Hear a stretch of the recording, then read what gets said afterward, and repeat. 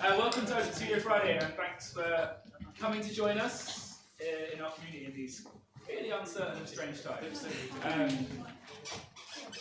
Open Studio Friday is part of what the Pervasive Media Studio offers to kind of give people an insight into what happens here and some of the things we talk about and we're interested in. I'm the studio producer, my name's Luke.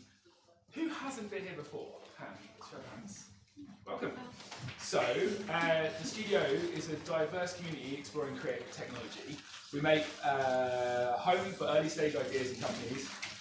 We offer studio space, desk space, meeting rooms, and event space, and opportunities all for free to residents who want a safe place to take risks in their practice at an early stage with an idea that they're working on. We put collaboration over competition. We like to say yes and how rather than no because.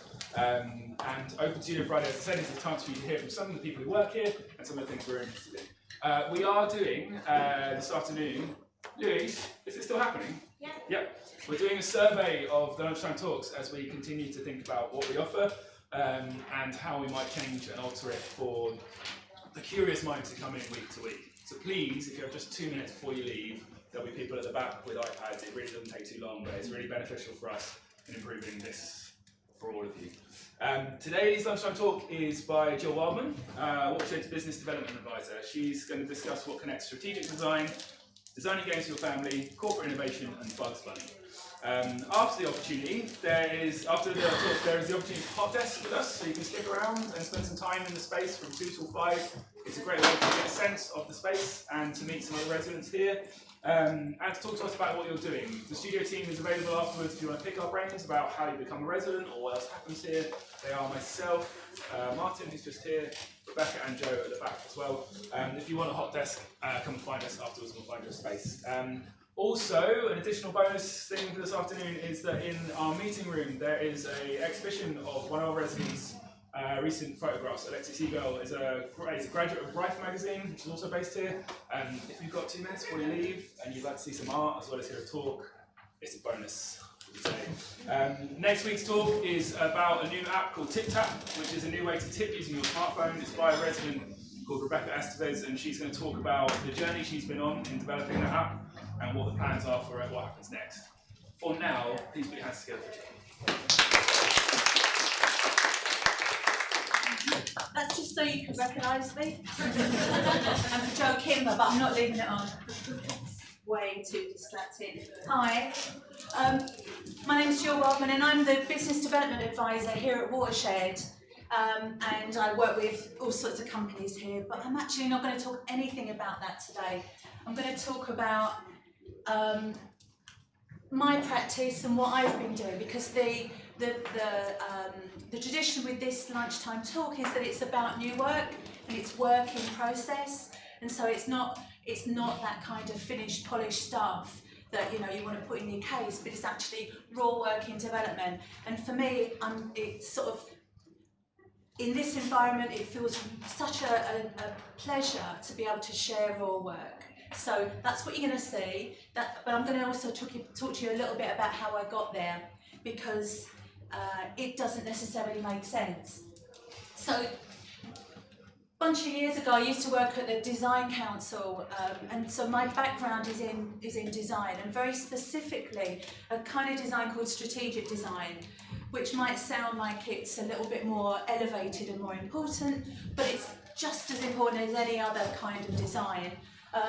But I've been fortunate to work within organisations that have explored what design is and how it works. So from the chair you're sitting on, to the environment we're sitting in, to the branding for Watershed, to the products in your pocket and your devices, designs kind of runs through all of those things. But then there's a kind of a design which is, how do you knit those things together? How do you choreograph it into a really clear message in terms of what the design's trying to do? I'll show you some examples to explain that a bit. But one of the delights of working for the Design Council was trying to find ways of explaining what looks like a really fuzzy, messy, intuitive process into a way that people can actually start to think about it as a set of stages. And this thing was born out of that time, which is called the double diamond, which has sort of been used an awful lot and now parodied the hell out of, because it became one of those kind of things like way too simplistic for things that are actually much more complicated. And I'm sure, as many of you know, any kind of creative process is massively complicated, but we do try and explain it in a really clear, simple way so that other people can get us, so other people can work with us without thinking that we're just crazy hand-waving lovies. So a lot of the stuff I do is with, and certainly this not the work I do here at the Watershed, but the work that I do as a strategic designer is with large corporates and different kinds of companies, in helping them work out what is it that they make, what is it that they design, given what they could do, given the resources they have, what's the responsible thing, what's the desired thing, what's the viable thing for them.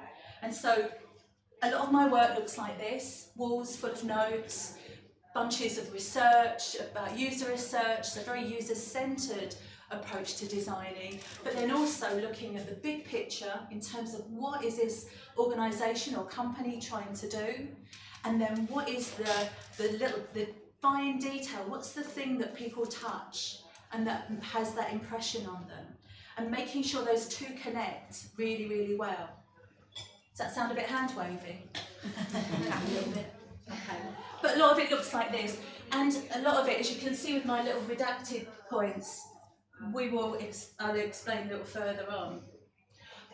But the kinds of projects are sometimes small, but sometimes quite large scale. So here's a bunch of work with about 150 people from across different departments of Nokia a few years back, at the point where they realised that they'd been quite successful in some of the little SMS-based tools they'd made for farmers, for midwives across different countries. And then they brought the whole team back together again to look, so what's the next generation of life tools that they might do? How do we make really light, simple, appropriate, data-rich, beautifully timely tools for people when they need it, that comes in their phone in the form of an SMS. And so this incorporated people from all over the world working for Nokia. And so my job is about designing the process by which we come together and design new things. And so after 3 days of like wrangling with each other, coming out with a bunch of new ideas. Another example is about looking back at what an organisation's been producing. So, for example, with Nokia, we suggested that they put together a timeline of the things that they'd done over a period of time. So from 1982, and this was only to 2006, so you'll notice this is old work. But looking at what happens when you look back at a product range over time, and then what the patterns are in terms of how do we identify what these things are. Now, whether you like mobile phones or not, what the thing I'm pointing to really is the ability to create a continuity over time. And this became the start of some DNA work that went over the physical device, then the UI within it, and then with the service around it. Does that make sense? Great. Another thing you might do, because again, looking at strategic design, often we're designing processes to take people through a journey, and we're also engaging with the people within the company. So this is a simple process about getting to a point where we can understand how an organisation feels about something. But I can't tell you who they are. And in 2016, I started a PhD, and I started to look at practice. So it's a real practice-based PhD, and that's what this work is about. Where did I get to with this practice-based PhD? And unlike some practice-based PhDs, this is all practice. This is totally about looking at your work and going, what the hell have I been doing? What does it mean? What are the rule sets? What are the things that I found out? And how do I work? Which was probably the first time in my life I'd ever looked at what I did. So busy as a designer, delivering what people want. They say this, right, I do it, I deliver it. My mark of whether I'm any good or not is about me delivering it to time and for them. But hang on a minute. One of the massive problems about doing this work was that you can't talk about it. Every time we would even get to before the brief, before we were even briefed about a project, myself and my business partner would have to sign a non-disclosure agreement, which meant that we couldn't talk to anybody about doing the project. In some of them, the timeline was extended because of it being a strategic design project. Often if you're doing a product or something, the non-disclosure lasts until you've made it and it gets launched and everyone can talk about it. But in our instance, sometimes it was up to 5 years, sometimes even more. And in the most extreme circumstance, we couldn't even talk about the fact that a non-disclosure agreement existed for the project. So the effect of that is that it makes you not talk about it. So whether or not it's in the terms of the NDA or not, you still find that you don't talk about it to anyone. I mean, you might talk about it with a couple of mates down the pub. You might say, oh yeah, this client I'm working for, absolutely, bat crazy. They've asked us all these kinds of things. It's all ridiculous. But actually, to talk formally with practitioners, to be able to share the knowledge about how the thing works, you end up shutting down. And so for me, the PhD's been really interesting in doing that. But I can't tell you about these projects that I did a year or so ago, about meaningful interactions in VR. I can't talk to you about this other kind of process here. So,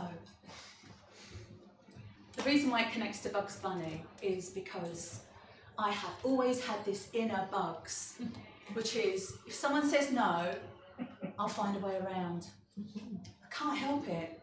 It's absolutely just in my blood that if someone's saying, no, you can't talk to that person, I'll find a way around and we'll talk later. Or if they say it's not for that audience, I'll find another way.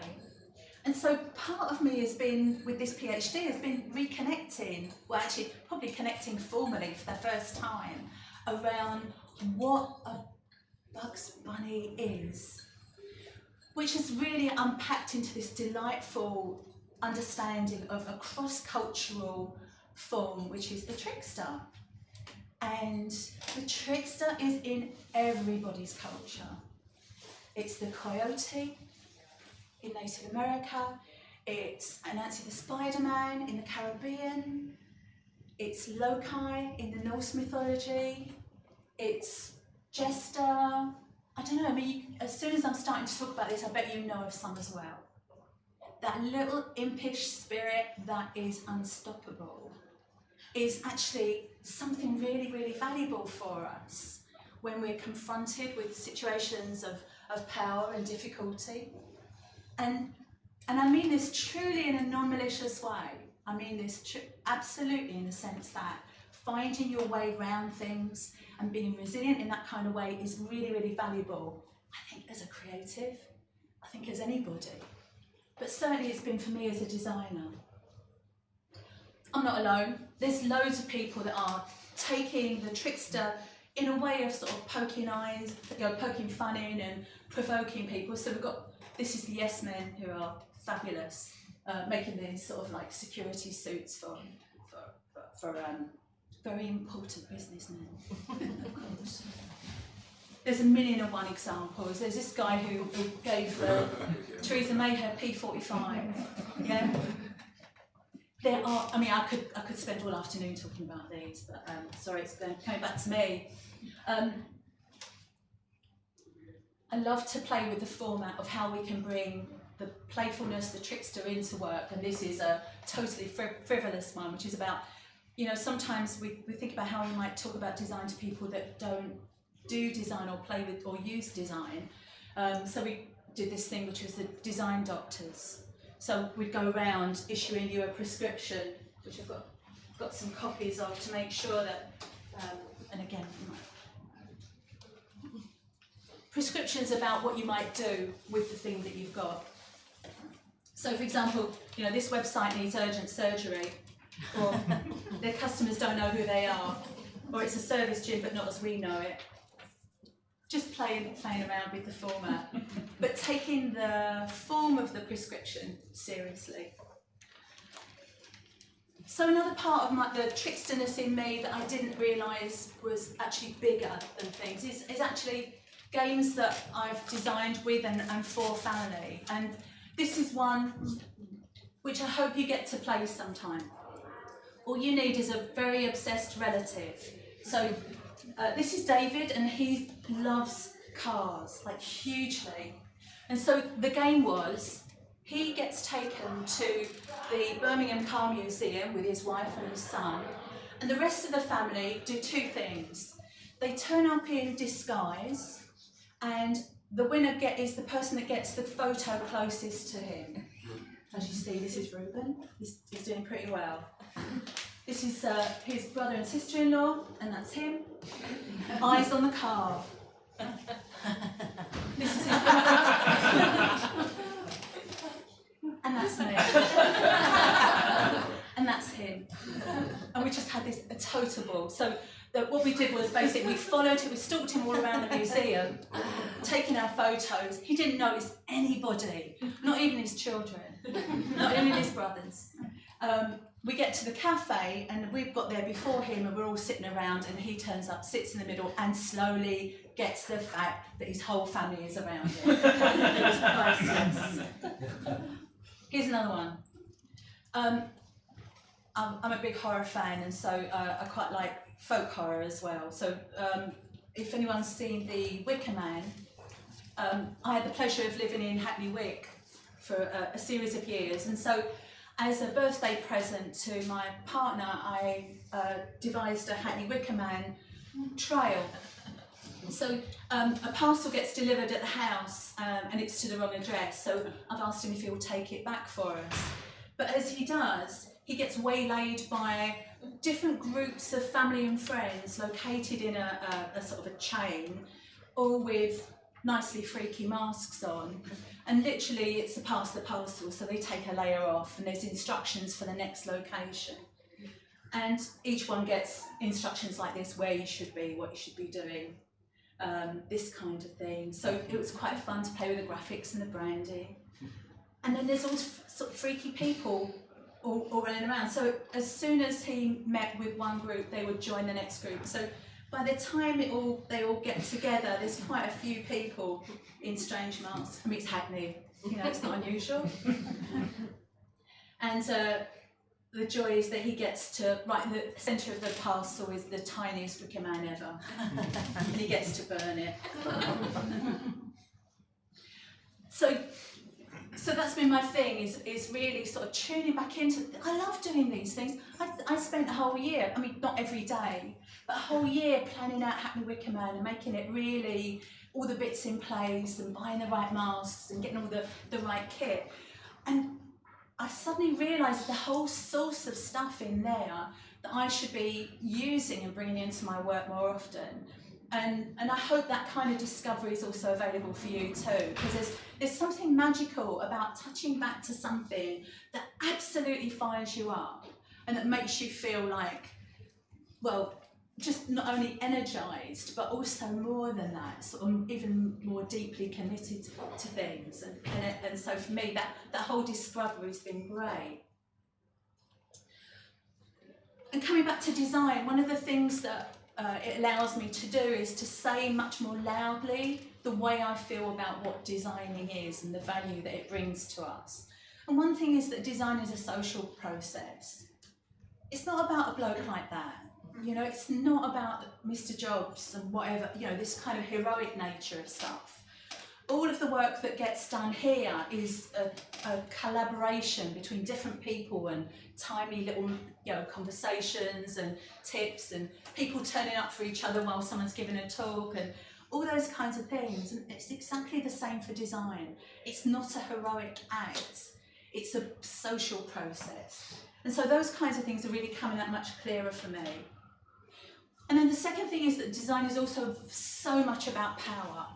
If there's nothing else that I've learned from this PhD, it's about the fact that the decisions that are getting made in boardrooms, in management rooms, in project rooms, are highly politicised, and I would like to do something about that, because that's what's in my blood, is to do that kind of bypassing of these kinds of things, to move around it, to make sure that we open up that process, to make sure it's much more connected to real people. How am I doing for time? Got about 15 minutes. Oh wow, fantastic.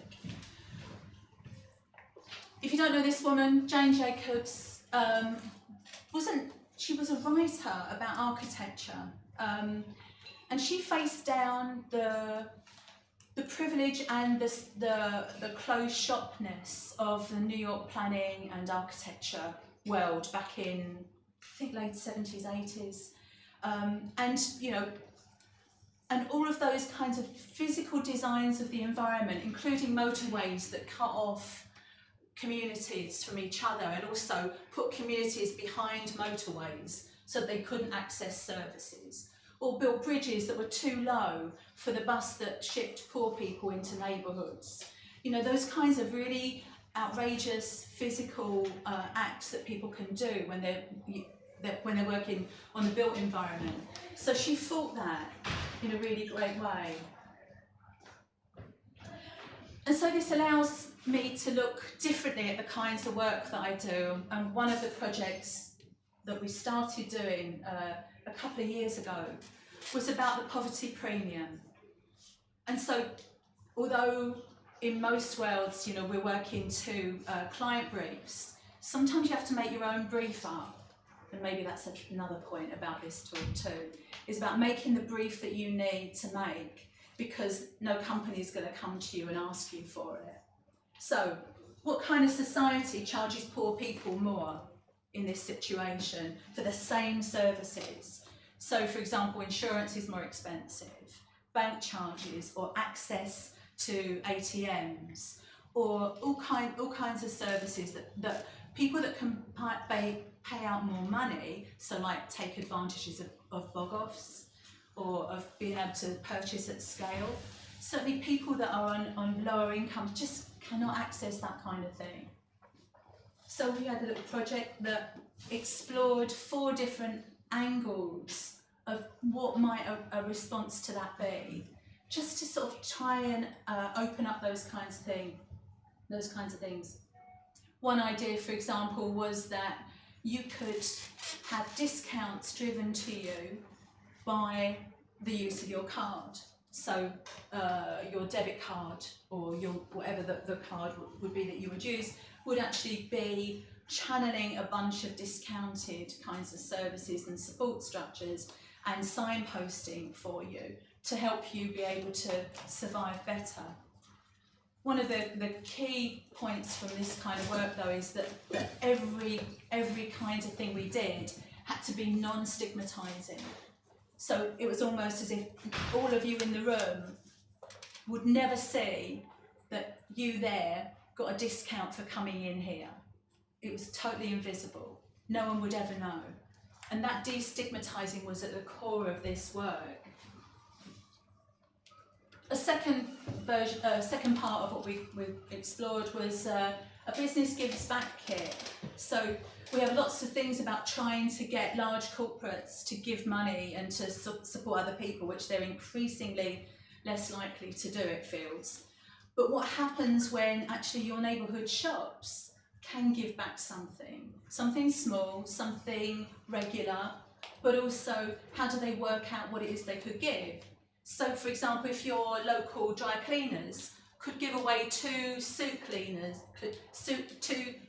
cleanings per month, and they could afford to do that, then people that were going for an interview that couldn't afford it could go in and get their stuff done, and that kind of thing. So the whole kit is about how do we open up that thinking process so that every small local business can think on its own terms and give what's possible, you know, and what feels right to them.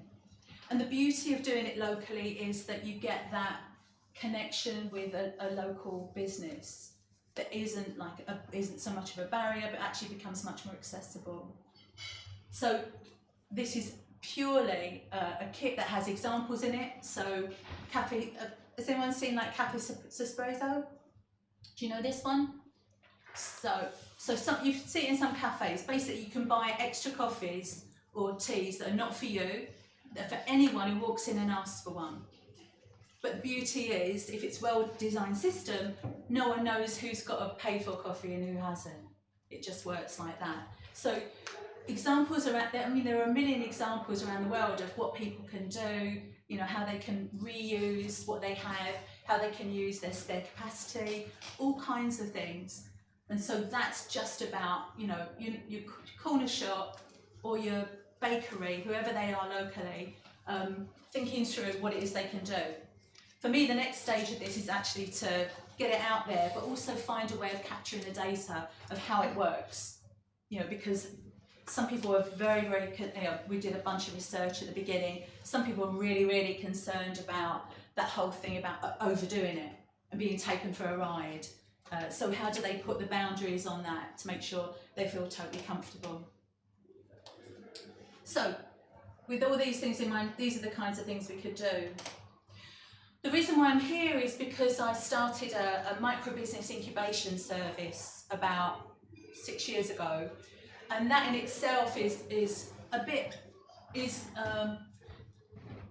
like the opposite to the Silicon Valley model of high-tech startup. And it was deliberately aimed at doing the opposite. What about slow growth? What about tiny companies? What about creative folk? What about people that are doing social innovation at that very, very early stage, and how can we support them well? And so Upstarter has been probably the biggest project, because it's turned into a business now, that is really in that vein of being a Trickster one, is because we're not having just that Silicon Valley model, not having that people can only do it that way. I will work out how it works to do it smaller scale, to do it with more patient kinds of way of approaching stuff, where creators get paid for their work, where people actually really sustain a living rather than feel that they're second best to those kinds of examples. And I'm still working on that one, obviously. This is a toolkit that I've made for companies to think through, or people to think through, very, very early business ideas, and to think about alternatives about how you might do it. So very happy to demonstrate and share those with you as well. The other thing about the PhD has really got me to think about the politics of work. Because often when you're working with within a corporate, for example, you've got like what's going on in the surface, and everyone looks really slick, and they're all very, very professional, and they're all doing their stuff. But actually, behind the scenes, there's a ton of politics about who's trying to outweigh the other person, who's trying to get some control over the process, and you're always dealing with that. And it's funny, me and my business partner, we used to argue about that, about whether that was something that mattered or not. And he thought it just got in the way of doing the work, and he still says that. And I think it's essential to deal with. So we've got a very different way of thinking about it. I think it's essential, because if you don't get that stuff, if you don't understand the hidden stuff, then you can't actually operate on top of it. You're constantly responding to it. So part of my PhD has been about, right, let's strip that away, what is really going on here. And I'm not going to talk about this because it is actually a live, not a live example, but it's not that long ago. And again, you have to be careful about how you say things out loud, because you do want to get work again. And it's kind of that dilemma, isn't it? You don't want to be a leaky bucket, but actually you want to talk about the work and how complex it's made by one person being a bit over pushy or just sort of controlling stuff. And as a designer, the way I work is to make stuff. So one of the starting points was to think about, well, if this was this tricksterness was a method, what would it look like? What would be in it? What would be the parts? And so, of course, looking at the qualities of the trickster and the behaviours that they have, they do stuff like shape-shifting. So, if you look at Bugs Bunny, he's a cross-dresser, he's proper, he will do what he needs to do in order to get that, just to get himself out of things and to get, you know, to get himself safe. He'll run rings around people. So outwitting is a key part of how he works. And all of the other tricksters. I mean, you know, there's some real beautiful subtleties to some of them as well. Some of them are incredibly hungry and have a massive appetite, like Monkey from China. But then that also might be a sexual appetite as well. So I'm kind of treading a thin line here, I think.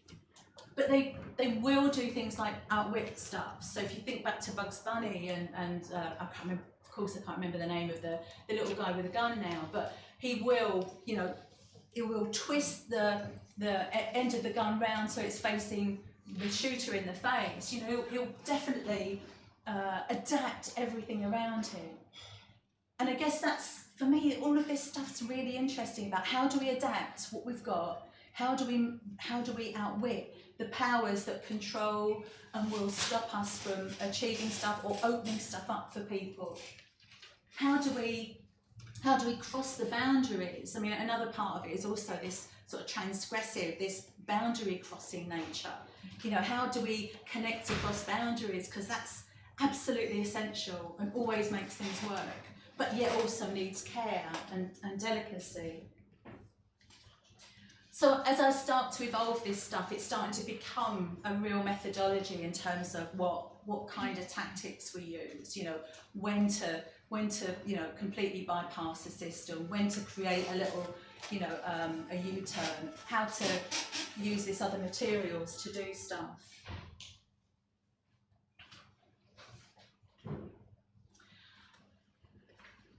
And so I have two questions for you before you, I mean, oh no, and also I'll take your questions to me. But ostensibly that's where I'm up to, is a bunch of books, a set of cards to try and embed this and see if it actually does make sense, or whether it's just me going off on a little trickster riff. But it feels the more and more I work on it, the more substantial it is. And so the next stage is to make the stuff properly and then test it with folk. And I guess in a really sort of early test with you having not seen any of this before, I'm really interested in, you know, what might someone who is a trickster might share with the world, and also, does the world need it? Yes. At the moment it does. Thanks. Tell us why. Tell us why you think yes. Because everything feels very end of days. Just like I think playfulness and fun is really vital right now. So, yeah. Me too.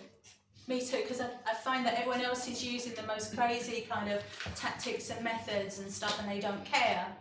But actually, there's something still about prodding someone in the ribs or tripping them up that I quite like. Also slightly deniable. Yes.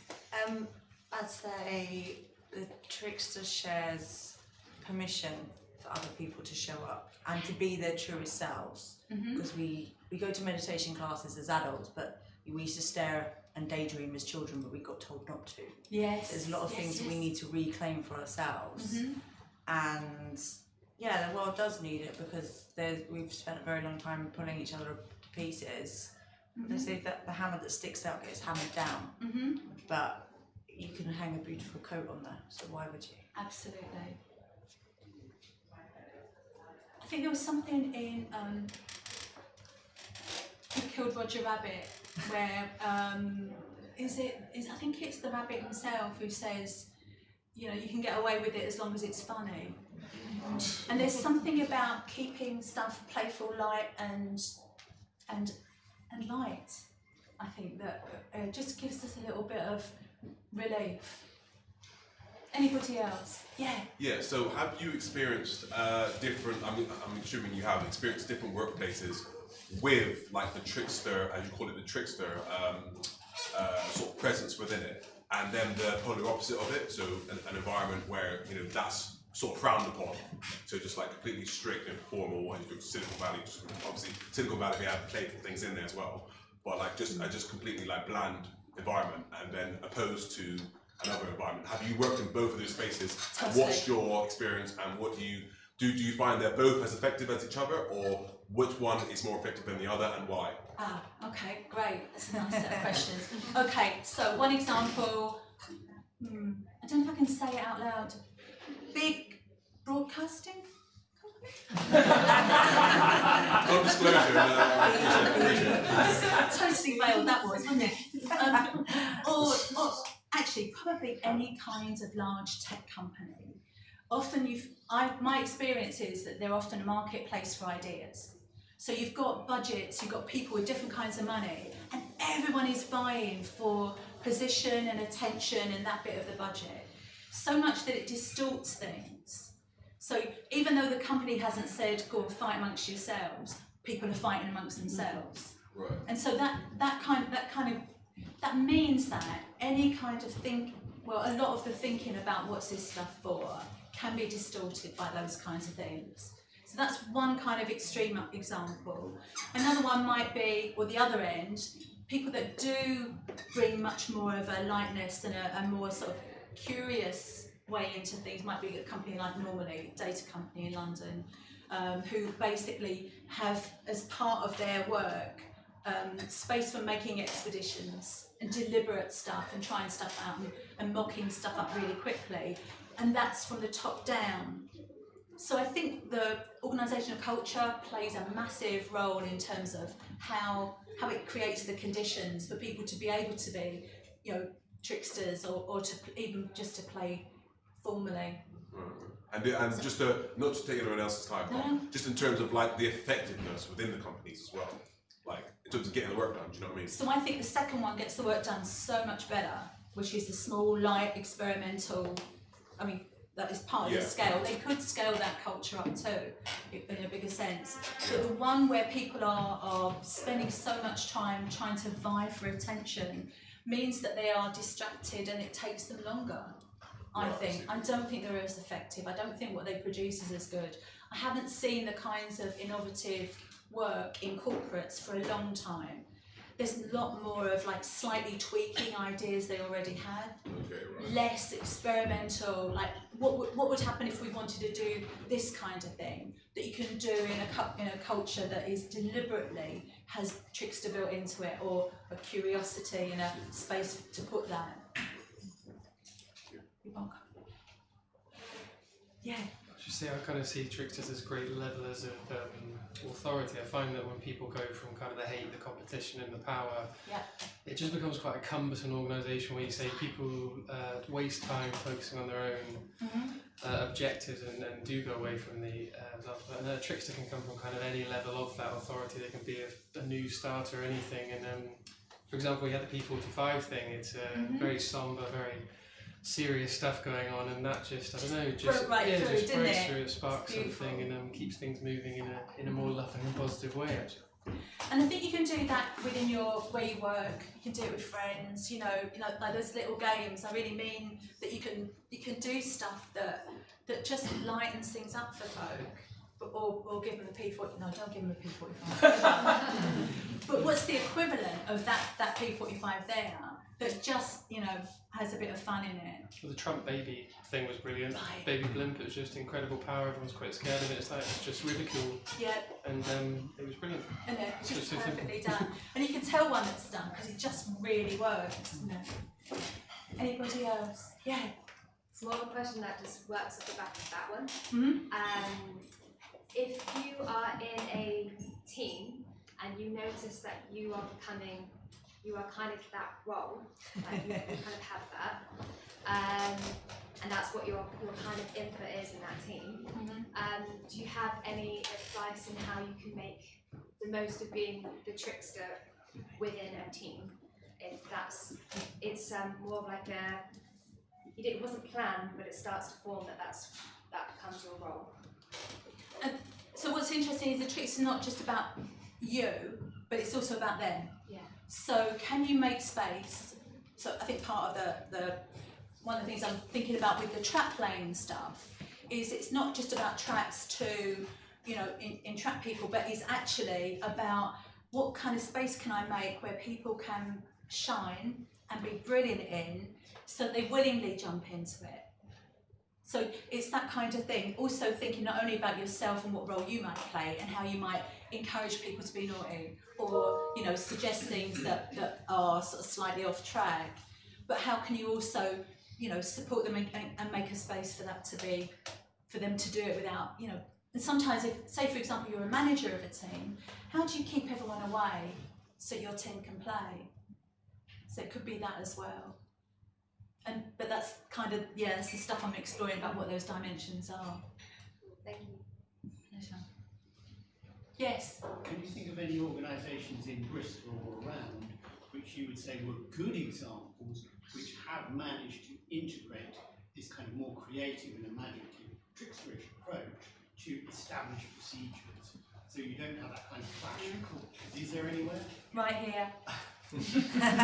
This studio. No, sorry, me is partly, I've only been here since last May, sort of more formally, but I've been sort of edging my way here for about 10 years. This is a space where things are acceptable and protected and held for people. And so it wasn't supposed to be an advert, but it kind of is, because that's why I'm here and not somewhere else. Yeah. Is because there's a spirit here that gets me and I get it. Yeah, my point is that a place like Watershed and here in the Pervasive Media Studio, yes, it is dynamic and creative and it's inspiring and it wants to do that. There are other organisations, large organisations, you think of public sector bodies, which have got set procedures and ways of doing things, which may need to change, but they're resistant to change because of those reasons of power which you give them. I'm just trying to think, is there anywhere that's integrated successfully? I mean, if you look at some organisations, technology companies in America, they have kind of skunk works, little teams, and they're deliberately small teams which are kept separate from the big organisation, and they're the ones which are meant to come up with these dynamic, innovative ideas to break the mold. Is there anywhere around here which kind of combines that kind of standard processes and procedures with that dynamic creativity? As I said, I've only been here a few months. I mean, 6 months now. So I'm not someone who's an authority. I'd ask you. Do you know? I think the Met Office, their innovation team. I can't remember the name of it. Can anyone else remember? They've got a brilliant team embedded in them. Obviously, a massive organisation and it's got very strict day-to-day procedures, and they do a brilliant job of running really short-term innovation R&D stuff that sometimes gets embedded and sometimes doesn't, but they work in that way. I think just speaking to those questions and to what might a trickster share with the world is evidence, because I mean, times when I've tried to bring that energy into places, sometimes you get the thing which is it's not done that way. It's just not done that way. Absolutely. And even if you have proof that, or even this, you know that it can be done that way, the evidence base is not heard. Right. So that, I mean, it just seems that evidence in any of these cases would be what could tip the culture of a place. I've spent a lot of years trying to persuade people why design is worth investing in, and I found that really, really hard. And so part of how I work now is like showing, not telling. Is, this is it. Would you like it? It's really good. You get lots of benefits, which is talking to your point, I think, a little about the evidence base. Yeah, but also maybe speaking to not only the people who were bringing the trickster evidence, but the people, the trickster energy, but the people who fund what it yields. So that to hear from them, really, to say, actually, we will pay for that. In fact, that's what we're seeking. Right. I think that is the thing that, that's money talks, right? So that, unfortunately. And impact. And, and things happening and changing. Yeah.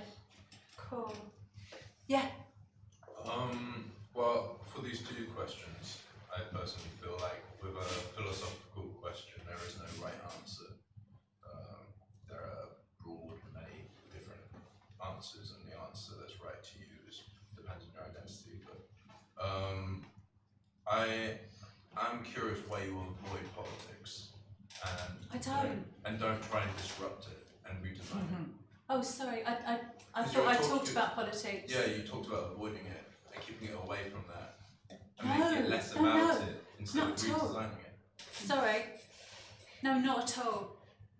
Politics is what people do, whether it's interpersonal politics or the big P politics, but it's all about politics. Sorry, I'm sorry if I didn't. You said it's not about power, it's not about politics. Sorry? Could you just say that again? You said before that it's not about politics. Did I? Yes. Well, I don't mean that, and I'll say it again. I do mean it's all about politics. All about the politics between all of us and how we work on stuff. Yeah. Got a question from online. Yeah. Verity McIntosh, shout out to Verity McIntosh. She says she likes the idea that the trickster gives away the skeleton keys and takes the power away from gatekeepers. Do you think the trickster and the establishment will always need to be at odds? Of course, Verity McIntosh question. Yeah, thanks, Verity. If the establishment has to be at odds with the rest of us, then yeah. If they want to work better with us, if they want to not cheat us, if they want to not, put us in difficult situations where we're not able to access things, then no, absolutely, the trickster will be at odds with them. And I would add, maybe you can't have a trickster unless you have an establishment. Yes, yeah. Well, even if they, I feel like the role of the trickster, if they weren't at odds, then the trickster would have more room to do more, trickery. Yes, so you need that grit of an opposition to be able to work with. We had the monster raving loony party at one point, didn't we? Yeah. So it does feel like it ties in with this sort of naughtiness, but it does feel, I know it's across cultures, it does feel quite a British thing for this subversive humour, and also very self-depreciating, so it sort of invites someone else into the joke without it being an attack. Right. Which I think is quite important with this. Yes, it's a really delicate balance. Yeah. And slightly. If you just hide someone's coffee cup every day, it's not that fun after a while, is it? Exactly. I was thinking about how do you avoid it not getting kind of appropriated by big business, for instance. We're in a context where we've got Dominic Cummings trying to recruit weirdos. Right, and doing a really shit version of this. We're in a context where we're in a context, I guess, where companies like Google or Facebook or whatever are of course looking for ways to kind of generate new products and to generate innovation. So if we've got the evidence that trickster energy or these kinds of interventions are producing kind of financial reward, then they're going to want to appropriate this, aren't they? You made my heart subsume it into absolutely, their commercial models. Well, the thing is, if you see a corporate doing a really shit version of this, you know what's happened. And I don't think you can stop them. I mean, there's so much appropriation by corporates of methodology and those kinds of things. I mean, it's people call agile processes sprints Googles now, but sprints were going on way before that. So that kind of appropriation probably will happen, but as long as we keep our senses about us and we can tell the difference between good and rubbish stuff, we know the difference, we can tell. And just because you steal something cool doesn't mean you realise how to use it. Totally. Yeah, exactly. So people might take your methods, but doesn't mean they can even apply them. Magic. Potentially, it is already happening, not in a kind of formal way, but Donald Trump is kind of he's very entertaining and he's doing lots of stuff over here and lots of stuff is going on under there. The misdirection. Yeah. Yes. And it's the difference is just whether you're using this method to pull the wool from off people's eyes or pull over it. So it's something to do with the intention of it, isn't it? That if that's clear. Yeah. But Trickster has always had really dubious morality anyway, right? With some of them, Yeah, absolutely. And that's never clear. Yeah. I'd love to share with you the methods a bit later on if anyone's interested. I don't know how we do it, but I'll have some kind of testing here about the methods, and I'd love to hear what you think at another time. But thanks so much for turning up. It's really brilliant.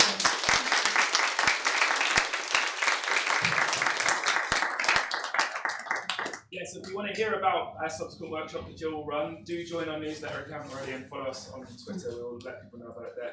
If you've got 2 seconds, please do stop and talk to our lovely comms team about your experience today. It takes very little time, but it has a lot of impact for us. Thanks for coming in these uncertain times. Hopefully see you again next week. Tell your friends. Cheers.